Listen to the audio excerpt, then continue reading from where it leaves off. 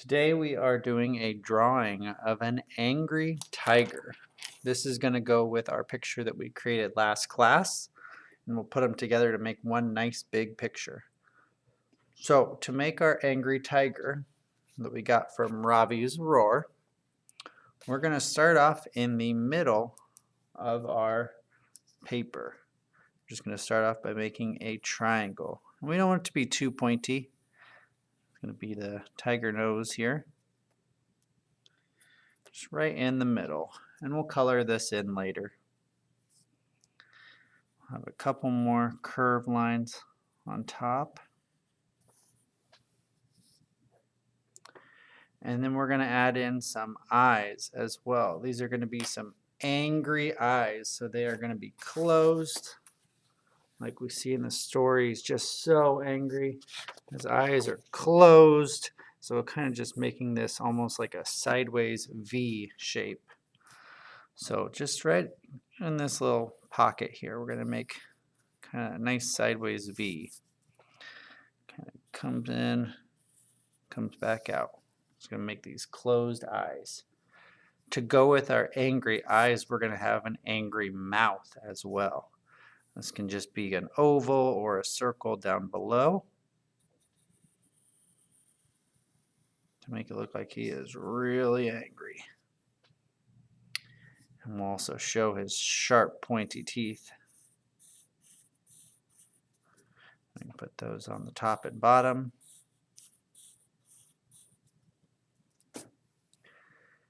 And then after we have this, we're going to kind of lightly get our head shape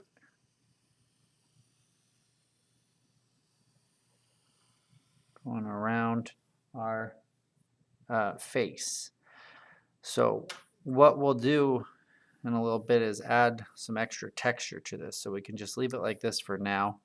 Kind of want to figure out where our ears are going to go.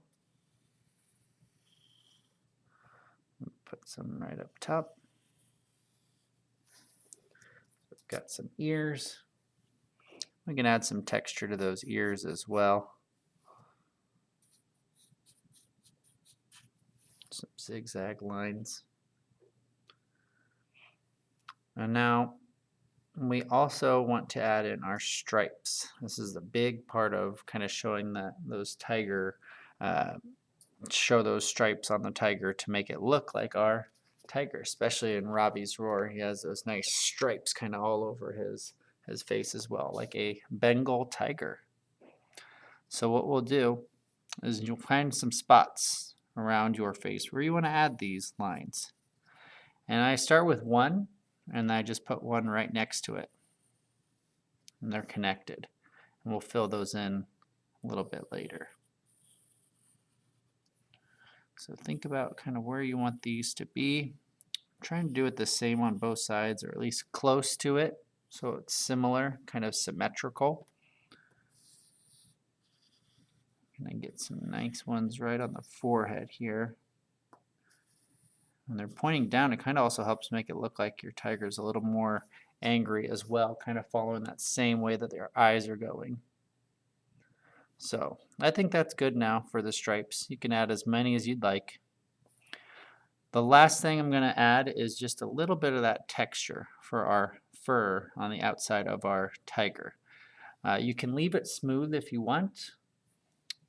If you want to add some texture, just right on the outside, just kind of go and make these little zigzag lines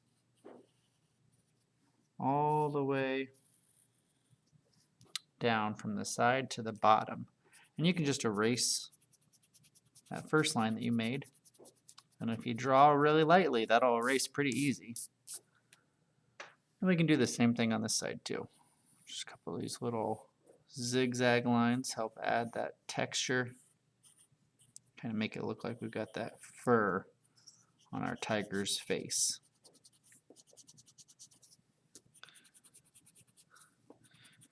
So now, if you want to add some more up top or on the bottom, you sure can. I think we'll leave it just like this for now. Once you're done with your drawing, we'll be using our Sharpies to trace.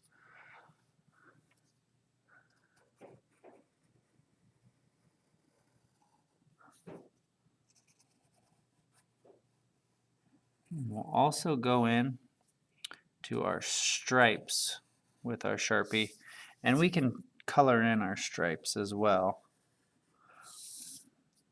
So we'll take our time, go around all those lines we've already traced or already made, and we're going to trace them with that permanent marker to get that nice black so it pops out.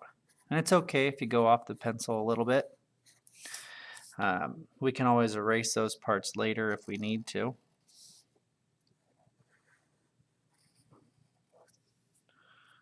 Just kind of going through the nose. Get those angry eyes.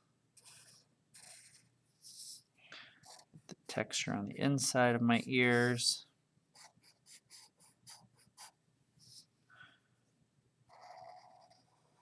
And get our mouth as well.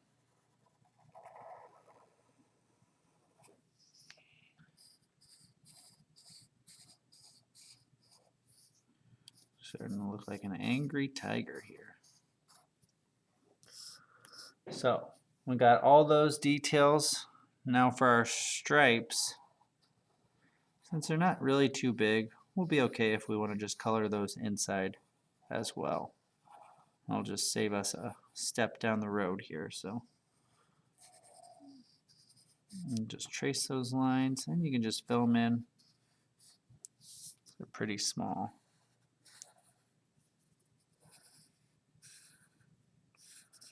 Take your time as we're doing this. We won't be able to erase your permanent marker, so take your time.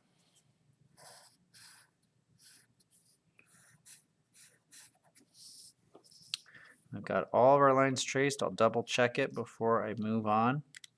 Again, if you need to erase any extra lines, if you see extra pencil lines, something that maybe you didn't get traced, you can erase those.